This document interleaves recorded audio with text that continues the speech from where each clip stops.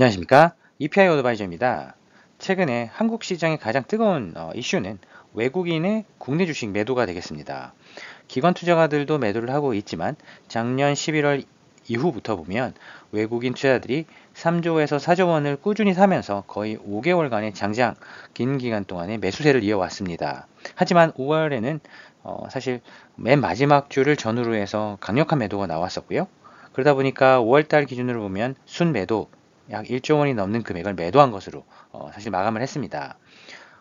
뭐 전문가들이 올해는 세리메이가 아니다, 세리메이 할 필요 없다 라는 이제 얘기를 많이들 하셨는데요. 실질적으로는 사실 이제 5월달 초에 주식을 파는 것이 상당히 좋은 투자 방법이었던 것 같고요. 그러다 보니까 사실 모두가 생각하고 있는 부분으로는 가지 않는 시장의 특징적인 모습을 저희가 발견할 수 있었습니다.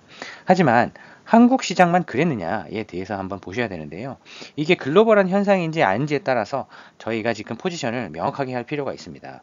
저희가 일본을 확인해 본 바 기준으로 보게 되면 일본도 상당히 주간 평균 매수세가 상당히 좋은 편에 속했는데요.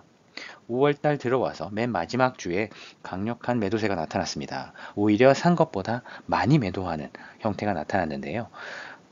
일본 같은 경우는 약 한 5.5% 정도 되는 글로벌 시가총액 비중을 가지고 있고요. 한국은 한 1.7, 1.8 정도 되는 시가총액 비중을 이제 왔다 갔다 유지하고 있습니다.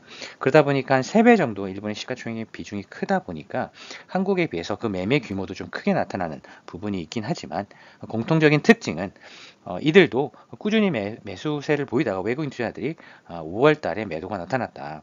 따라서 모두가 올해는 세리메이가 그러니까 5월 달에 주식을 팔 필요가 없어 라고 이제 이야기하는, 올해는 그런 해가 아니다 라고 이야기하는 부분이 또 보기 좋게 틀리기 시작했는데요.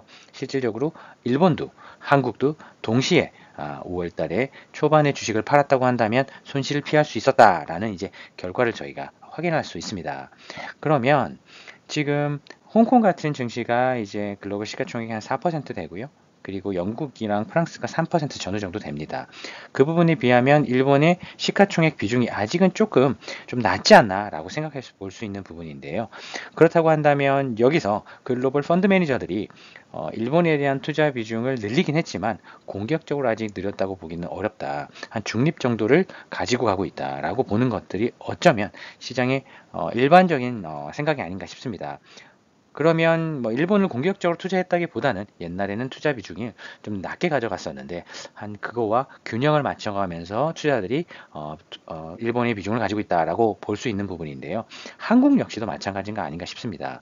왜냐하면 한국의 비중을 상당히 낮게 가져가다가 뭐 배당도 좀 못하고 정부의 규제도 좀 마음에 안 들고 뭐 다양한 이유가 있었겠죠. 하지만 그런 부분들이 좀 균형을 맞춰가려고 한다는 부분 때문에 밸류업이라는 트렌드에 맞춰서 외국인 투자들을 많이 들어왔던 것도 사실이고요. 덕분에 시가총액도 많이 커진 부분도 사실이지만 문제는 5월 달에 실질적으로 시장 전문가들 예상과 다르게 오히려 매도가 많이 나타났다.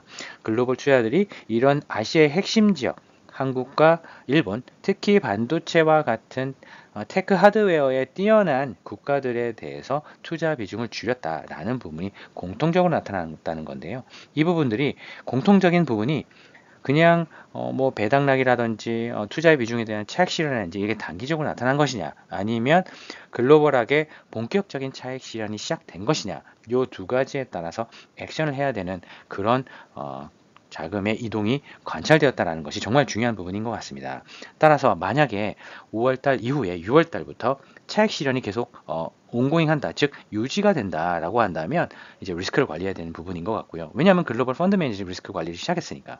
반대로 이것들이 5월달을 기준으로 해서 차익 실현이 좀 일어나긴 했지만 이런 부분은 지속되지 않고 6월달에 다시 매수세가 일어난다라고 한다면 그동안 비중을 낮게 가졌던 비중, 한국과 일본에 대해서 다시 펀드 매니저들이 주식을 산다는 거니까요. 저희가 오히려 가격이 빠진 부분을 활용해서 투자 비중을 올려가는 부분을 저희가 10분 활용하는 것이 좋겠다는 게 결론이 되겠습니다. 따라서 저희는 6월 달에 글로벌 투자자들의 매매가 정말 중요한 부분인 것 같고요. 그 부분은 저희가 또 다른 영상을 통해서 꾸준히 업데이트 하도록 하겠습니다. 감사합니다. EPI 어드바이저였습니다.